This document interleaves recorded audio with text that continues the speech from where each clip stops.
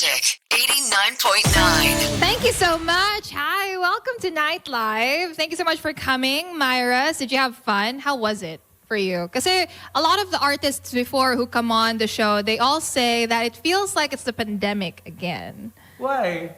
Because you're on a screen, on a TV, there's no live audience, and it's being, broadcasted on the internet. So how does that feel for you? How did you feel during the show?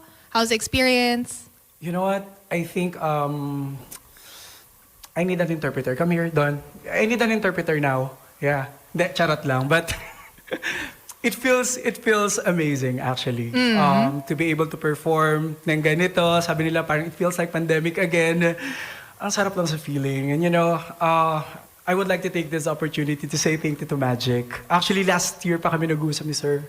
And finally, eto na. Nakapag-perform na ako dito. Oh, thank you so much for coming and taking the time, of course. Kami rin nagpapasalamat kami na nandito ka. So, before we talk about your music, bago natin pag-usapan yung music mo, it's your birthday next month. Am I right?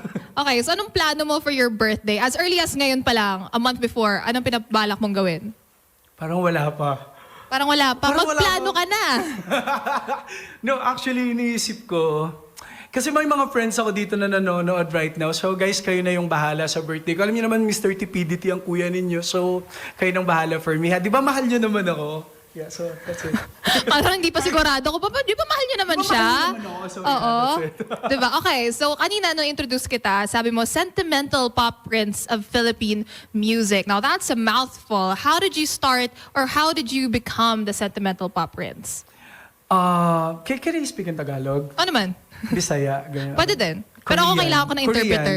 Korean, okay lang. Sige, pagka nag-Korean tapos nag-Bisaya ka, tatawag din ako ng interpreter. Okay, I would like to answer your question. Okay, ready? Can you repeat the question again? Ang haba nun. Okay, sentimental pop prince of Okay. Philippine music. Paano naging gano'n yung tawag sa'yo? 그래서 사실 그런 거 중에서 사실은 있어요. 코리아에서 제가 필리핀 네 뮤직의 pop prince 슈크다 그나는서요. 사실 그때. Kamsamnida. 안녕하세요. Hanggang doon na lang tayo. No, hindi kasi daw yung boses ko daw sobrang mapanakit. Kaya parang kinonect nila sa parang, oh, you know what, you're giving us different emotions whenever you sing. So that's it. Doon nag-start. And I love singing mga sad songs. And I even, yung hindi nababalik is my original composition. So gusto ko yung mga ganung kanta ngayon, mga ganung atake, yung masakit. So masakit. Sa simula't-simula ba, ganong klaseng mga kanta na yung mga kinakanta mo? Or did you have a different genre when you started out? Yeah. I started with Puso ko'y nalilito. Kung sino sa so very youthful yung vibe ng mga songs ko before. And then sabi ko, okay, Myers, you're not getting any younger, so medyo mag-step up na tayo when it comes to your writing. So that's what I did. That's what I did actually. So nag-trinay ko, i-level up yung sarili ko. Because sabi ko nga, if magsiserve ka lang ng same na mga dishes sa mga tao, mauumay sila. Totoo. So it's a different ng atake ngayon. Oo, sa dinami-dami mong dishes, pang Bisaya, pati Korean Bisaya food. talaga. Gusto ko no? ba Korean food ba? Okay, so we have a lot of genres for you, but you're more so writing songs that are sentimental, na mapanakit. Mapanakit, yes. So saan mo hinuhugot yung mga sinusulat mo sa mga kanta mo? With my personal experience, for example, hindi nababalik is actually,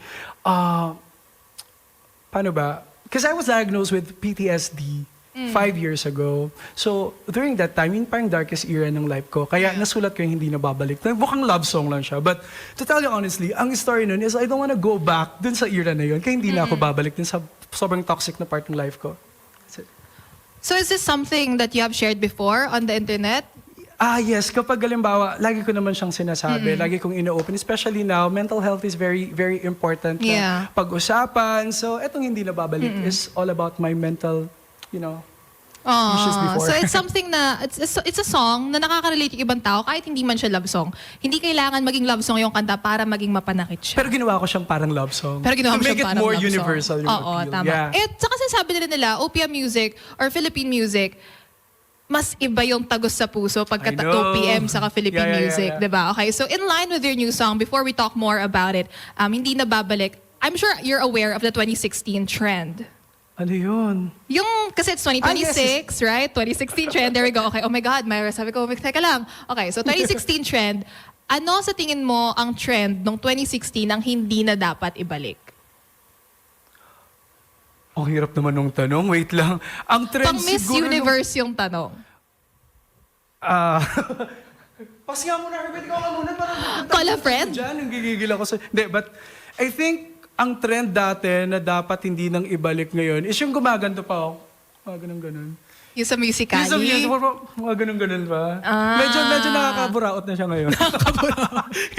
yung medyo parang, uy, ibabash ka na ngayon pag gawin yan. But anyway, parang... Yung part of masyadong it naman siya. pa-cute. Masyadong pa-cute because I think now, mas totoo tanggap na ng mga tao. Like you don't need to hide kung sino ka, kung ano ka, dead man na kahit makita ka nilang walang ayos, okay lang yun. It's all about embracing your truth and embracing yourself. At the end of the day, Totoo. yung pinaka-importante. Yeah, at saka natural is the new, is the new standard of beauty Yeah. ngayon. So being true to yourself with this song as well, what else or what was the journey of writing this song? Kasi you said matagal-tagal na yung kanta nung sinulat siya, di ba? Yes, may nakikita ka bang dugo? Wala pa naman. Konti pa. Wala konti pa. On the way. On the way. Can you repeat the question? So yung kanta mo na hindi na babalik, okay lang, kaya natin to. Yung kanta mo na hindi na babalik, matagal mo na nung sinulat mo siya. No, just recently lang. Parang last year lang siya. Tapos Okay. nirelease ko lang siya noong October 10, 2025. Okay. Kaya alam mo yung tinatakbo ng song ngayon, nakikita ko kung gano'ng daming tao yung nahaplos ng song. It means so much to me Yeah. as an artist, as a songwriter. Grabe yung kinakatok niyang mga puso. Saka million-millions na rin yung streams na in-order, na ipon-ipon, Yeah, di ba? yes, So yes. I'm sure ilang beses ka na rin nakikilala on the street. What is the weirdest place that you got recognized walking on the street? Actually, hindi. Sa gym. Sa gym. Nag-workout ako. Tapos, alam mo yung may binubuhat kang napakabigat. And then medyo distorted yung face ko. Tapos sabi nung isa, "Sir, pwede po ba mag-selfie?" Sabi ko, "Sa ganito?" Habang nag-weightlifting Ferry Kim Bokju Nag-weightlifting ako? Makikita mo mukha akong parang sinabugan ng, alam mo yun, parang, ang pangit ko nun eh. So sino naman ang gustong mag-post ng picture, di ba, na parang kang ginanon, kinampol yung mukha mo. Parang kinurot ka. Kinurot ka tapos- ng malala, ng Tama. 10 nail cutter. Okay, so you have a new song coming Yes, out. yes. What else can we expect for you this coming year? Yung expect the unexpected. Thank you. Thank you. Hindi, no. Marami akong ilalabas pang mga songs. This year hanggang December na to. So please do watch out for it. Is there an album coming soon as well? Siguro pag maipon ko na yung mga songs, lagay na natin sa album. Tama, ipon na natin siya, no? Yes. Habang bangkuin muna natin yung mga kanta. Oo, correct, di ba? Tama, At okay. At saka habang nasa momentum, alam mo yung, sabi ko, 5 years ago, hindi ako yung Myros na to. Hindi na ako nakakasulat ng songs. Ang dami kong pinagdaanan sa music na hindi talaga maganda. Na-depress ako ng malala doon. Hindi ko na pinapakinggan yung mga songs ko. Ayoko na talaga siyang marinig ganyan. But now na naibalik ako ni God dito sa posisyon na to, sobrang sipag ko naman magsusulat ng kanta ulit. And I think, with God's grace, kaya siya nangyayari talaga ngayon.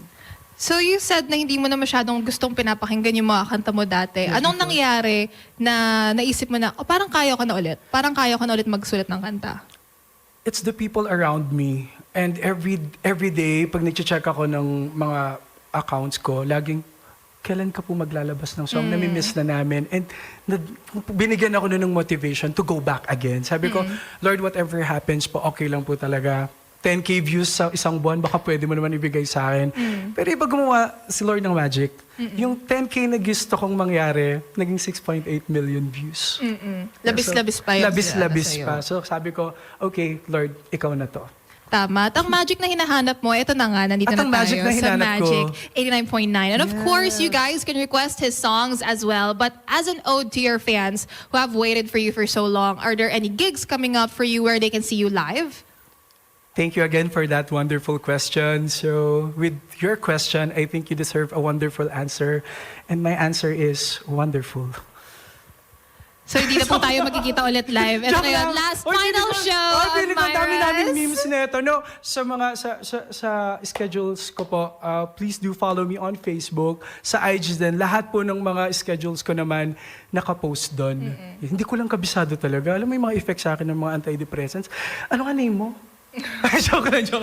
Okay, but yes, if you are too wanting to see him live, you can follow him on his social media platforms. Yes. And of course, listen to his new song on all digital streaming platforms as well. Maraming salamat, Myros. Maraming salamat. Then feeling ko nakukulture siya ka sa akin ngayon. Kasi feeling ko pag may mga guest kayo dito, talagang Englishan kayo, nosebleedan. But bigla akong dumating, biglang parang nag-iba. Para malaman ko anong klaseng mga guest ang meron kami, pwede niyo po kaming panoorin on YouTube. We are Magic 899 TV over there as well. Thank you so much for coming on Tonight Live, Myros. Yes, thanks to me. Yes, And thank to you to you, of and to course. everyone, and to Sir Sarge. Thanks everybody sa inyo pong pagtutok ngayong hapon. Ngayong gabi dito sa Magic 89.9. I'm so happy to meet you. Thank you so You much. too as well. Thank you so much, you guys. Once again, Night Live, we are today's best music, Magic 89.9. Magic 89.9.